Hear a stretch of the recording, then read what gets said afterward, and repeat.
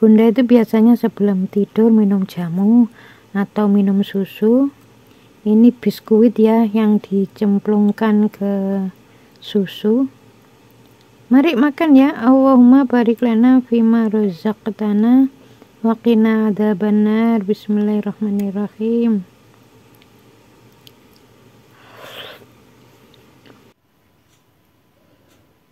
Kebiasaan Bunda itu sebelum sarapan makan buah dulu ya. Mari makan ya. Allahumma barik lana fima razaqtana wa qina adzabannar. Bismillahirrahmanirrahim.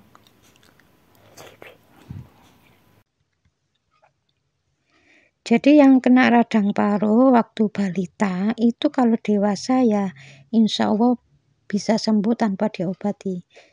Jadi orang tua itu kan nggak sama ya, misalnya ayahnya ini pemarah, ibunya penyabar, terus genetik itu nurun ya dari ibunya nurun ke anak. Walaupun dulu waktu balita itu kena radang paru, kalau sudah dewasa ya biasanya sembuh tanpa diobati karena sifatnya ini nurun ya dari ibu.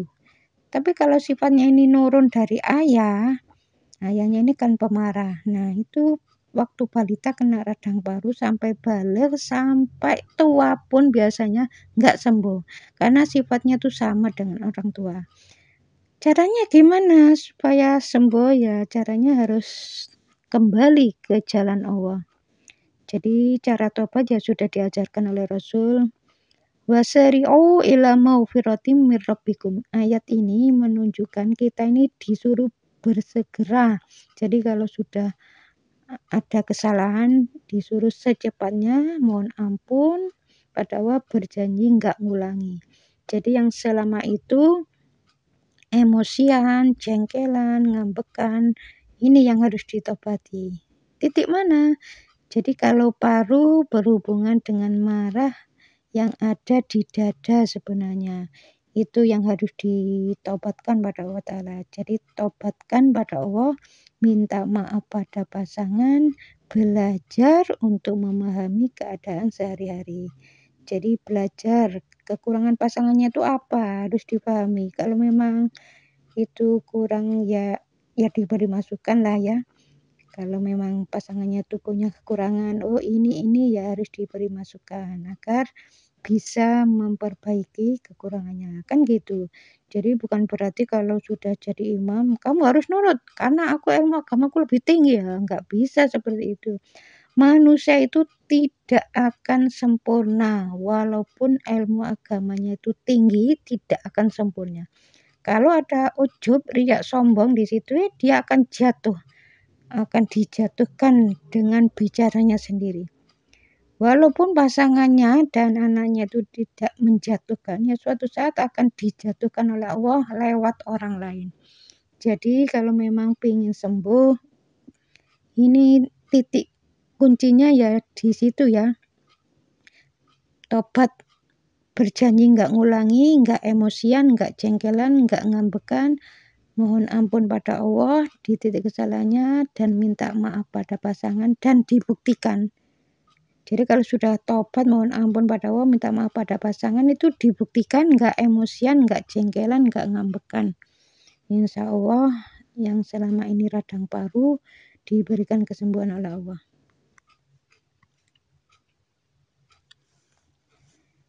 Jadi kita harus belajar dari petunjuk-petunjuk Allah. Jadi setiap hari ini kan kita ini kalau sholat kan baca Fatihah ya, itu kan minta petunjuk dari Allah. Jadi petunjuk itu sebenarnya ada di sekitar kita. Misalnya ada orang kecelakaan pas di depan kita, itu petunjuknya. Jadi bagi orang yang nggak paham, ya akan tetap melakukan akhlak-akhlak yang kurang baik ya. Misalnya ada anak remaja pas di jalan raya, ada orang kecelakaan itu pas ada di depannya ya. Jadi pas lewat pas di depannya, pas tabrakan itu pas di depannya. Jadi bukan setelah tabrakan baru datang lihat orang tabrakan ya, bukan. Biasanya itu langsung pas di depannya, itu petunjuk sebenarnya dari Allah Ta'ala. Insya Allah seperti itu ya. Jadi petunjuknya suatu saat itu akan kecelakaan anak itu. Kalau memang terus-menerus melakukan akhlak yang kurang baik, makanya diberi petunjuk oleh Allah lewat kecelakaan. Dan itu harus ngambil pelajaran. Ambil pelajarannya gimana? Jadi kalau ketemu orang kecelakaan atau anak remaja ketemu orang yang kecelakaan, itu ngambil pelajarannya selama ini kan ugal-ugalan ya. Ugal-ugalan tapi masih diberi keselamatan oleh Allah. Terus Allah itu mempertontonkan orang yang kecelakaan itu pas di depannya. Jadi harusnya ngambil pelajaran, oh gitu ya kalau ugal-ugalan ya kecelakaan kan gitu. Jadi kalau di jalan raya ya harus hati-hati kan gitu ngambil pelajarannya. Misalnya ada orang pas diajak temannya menjenguk saudaranya opname di rumah sakit kena radang paru.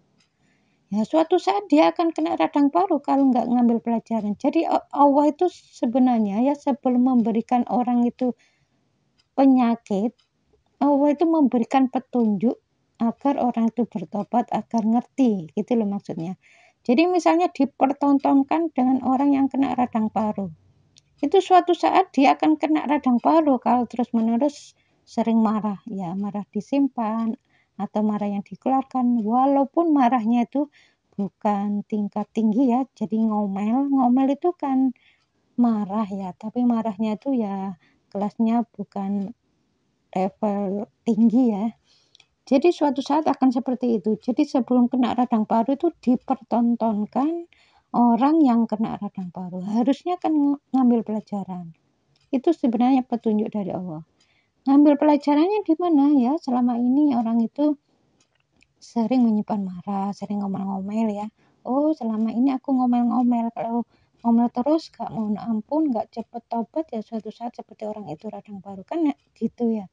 Jadi Allah tuh ya nggak langsung ya, oh orang ini sering ngomel, langsung dikasih penyakit, enggak, biasanya diberi petunjuk.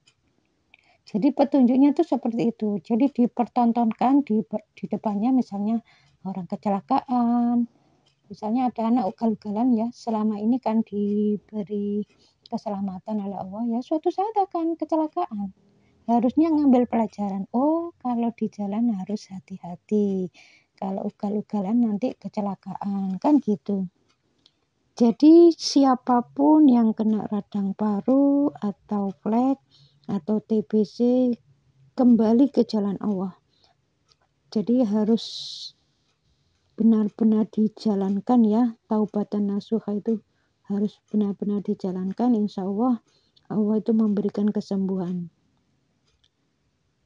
Jadi taubatan nasuha itu tobat yang paling gampang ya. Pokoknya tinggal serius tobat, mohon ampun, berjanji nggak ngulangi ya gitu aja.